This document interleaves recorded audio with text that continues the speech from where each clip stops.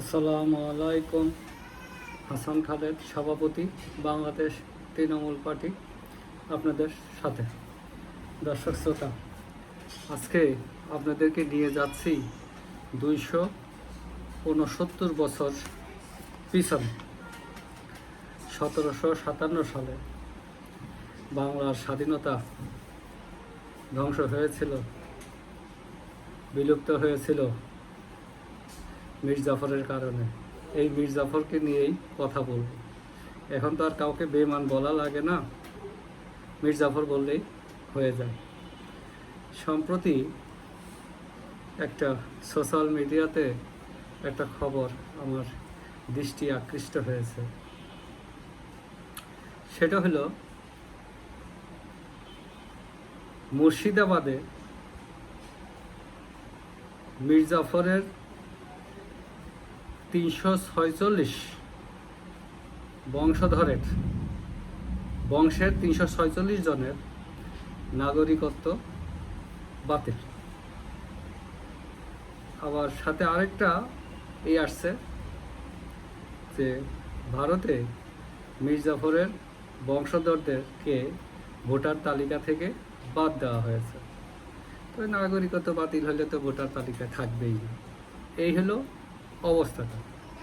অবশেষে ভারত 269 বছরের পর এই সিদ্ধান্তটা নিতে পেরেছেন, যেটা আরও অনেক আগেই আমাদের এই ভারতের নেওয়া দরকার ছিল। কোনো মীর জাফরকে কোনো দিন প্রশ্রয় দিতে নাই।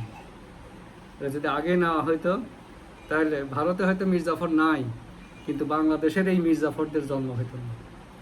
এই সিদ্ধান্তটা যদি আগে নেওয়া হইতো। যাই হোক, বিলম্ব হলেও সঠিক সিদ্ধান্ত। এখন শুরু হইতে হবে বাংলাদেশে মহান মুক্তিযুদ্ধে যারা হত্যা করেছে, যারা তাদেরকে সহযোগিতা করেছে, এখনও তাদেরকে সাপোর্ট দিয়ে যাচ্ছে, তারাও কিন্তু একই গোত্রের, একই অপরাধী। তারপরে বঙ্গবন্ধুকে হত্যা করে স্বাধীনতার মূল স্পিডটাকে উল্টিয়ে দিয়েছে যারা, ষড়যন্ত্রের মাধ্যমে। বঙ্গবন্ধুর হত্যাকাণ্ড তো ষড়যন্ত্র। এই ষড়যন্ত্রের সাথে অনেকেই জড়িত ছিল, মোস্তাক সহ। তারপরে পুলিশ হত্যা, এই সমস্ত হত্যার ষড়যন্ত্রের মাধ্যমে যেগুলো নিয়মতান্ত্রিক আন্দোলন সংগ্রামে ক্ষয়ক্ষতি হয়, সেটা রাষ্ট্র ক্ষতিপূরণ দেয়, বিচারের আওতায় নিয়ে আসে। কিন্তু যারা ষড়যন্ত্রের মাধ্যমে এই কাজগুলো করে, তাদেরকে রক্ষা করা উচিত না, বা তাদেরকে যথাযথ প্রক্রিয়া শাস্তি নিশ্চিত করা দরকার। যেমন ধরেন 24-এ যে আন্দোলনটা হয়েছে, আজকে কি হয়েছে? রাশিয়ার থেকে তেল কিনবো কি কিনবো না, সেটা পারমিশন নিতে হয় আমার আমেরিকার কাছ থেকে। তাহলে কি আমাদের সার্বভৌমত্ব আছে? হ্যাঁ, আমরা কি বলতে পারি প্রেসিডেন্ট? আমরা কি বলতে পারি প্রাইম মিনিস্টার? বলতে পারি, কিন্তু বলাটা কোনো অর্থ বহন করে না।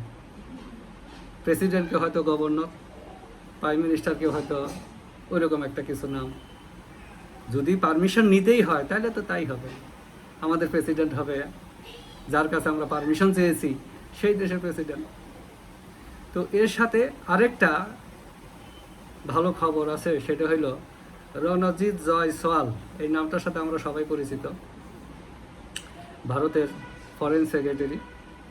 উনি বলেছেন 71-এ যে গণহত্যা হয়েছে, এই গণহত্যার বিচারে ভারত বাংলাদেশের পাশে থাকবে। দর্শক শ্রোতা, আপনারা জানেন সম্প্রতি আমেরিকার কংগ্রেসম্যান একটা বিল উত্থাপন হয়েছে। সেটা হলো এই বাংলাদেশে 71-এ যে হত্যাযজ্ঞ হয়েছে সেটাকে গণহত্যা হিসেবে স্বীকৃতি দেওয়ার জন্য। তার কয়েকদিন পরেই ইন্ডিয়া থেকে এই খবরটা আসলো, ফরেন সেক্রেটারি এটা বললেন। এটাও একটা তাৎপর্যপূর্ণ, গুরুত্বপূর্ণ। ইন্ডিয়া আমাদেরকে 71 সালে যুদ্ধে সহযোগিতা করেছে, আমাদের জন্য যুদ্ধ অংশগ্রহণ করেছে, তাদেরও রক্তক্ষয় হয়েছে, আমাদের তো হয়েছেই। আবারও তারা এই গণহত্যার স্বীকৃতির জন্য আমাদের পাশে থাকবে বলে আশ্বস্ত করেছে।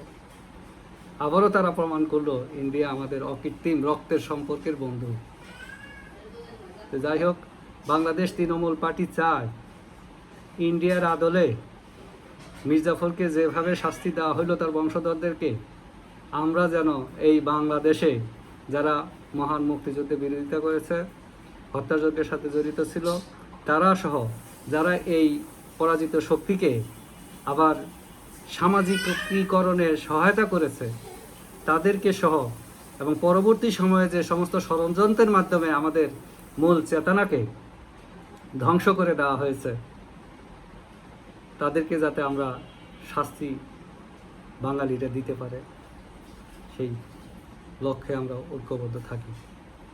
ধন্যবাদ সবাইকে, যে যেখানে থাকুন সুস্থ থাকুন, নিরাপদ থাকুন।